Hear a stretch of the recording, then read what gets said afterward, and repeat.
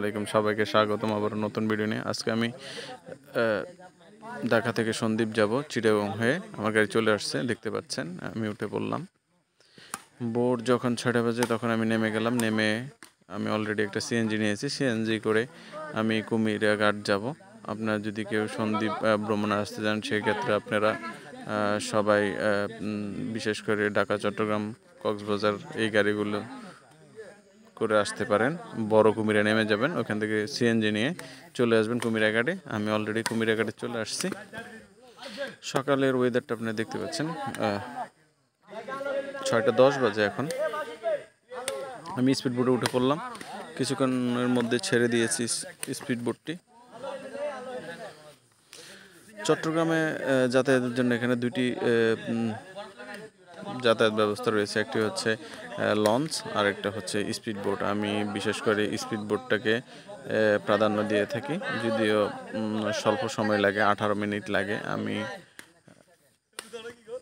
18 থেকে 22 মিনিট মধ্যে পৌঁছে যায়। আপনারা দেখতে পাচ্ছেন সূর্যটা প্রায় উঠে গেছে।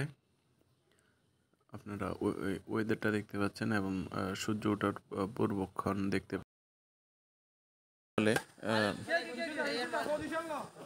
নদী একদম শান্ত, পুকুরের পানির মতো, কারণ কোনো ঢেউ নেই বললেই চলে। আমি পৌঁছে গেছি অলরেডি, দেখতে পাচ্ছেন এটা সন্দ্বীপ ঘাট। আমি স্পিড বোট থেকে উপরে উঠে গেলাম সিঁড়ি বেয়ে। এটা হচ্ছে সন্দ্বীপ সাইড,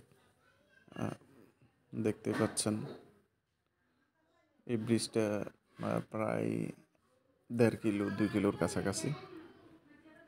প্রতিদিন প্রচুর মানুষ এই রোডে যাতায়াত করে থাকেন। দুই পাশে আপনারা বন দেখতে পাচ্ছেন। এখন ভাটা, যদিও এই জন্য পানি এ পর্যন্ত আসে নাই, পানি নেমে গেছে। জোয়ার থাকলে এগুলো পানিতে পূর্ণ থাকে। তো এখান থেকে আমি সিএনজির কাছে যেতে হলে আমাকে এখানে যেতে, আমার কাছে অনেকগুলো ব্যাগ আছে, তাই আমি ভ্যানে যোগাযোগ ব্যবস্থা রয়েছে এখানে। ভ্যানে করে আমি সিএনজি স্টেশনের কাছে যেতে হবে আমাকে। দুই পাশে দেখছেন অপরূপ প্রাকৃতিক সৌন্দর্য। সন্দ্বীপ মানুষের যাতায়াতের একমাত্র মাধ্যমে হচ্ছে নৌপথ। এখানে সড়ক পথ নেই। সড়ক পথটা রয়েছে সন্দ্বীপের ভিতরে। চট্টগ্রাম থেকে নৌপথে চলাফেরা করতে হয়।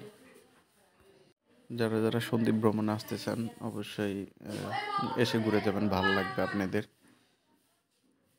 আমি প্রায় কাছাকাছি চলে আসছি। কিছুক্ষণের মধ্যে সন্দ্বীপ সিএনজি স্টেশনে পৌঁছে যাব। সৌন্দর্য উপভোগ করতে করতে প্রায় একদম শেষ প্রান্তে সন্দ্বীপ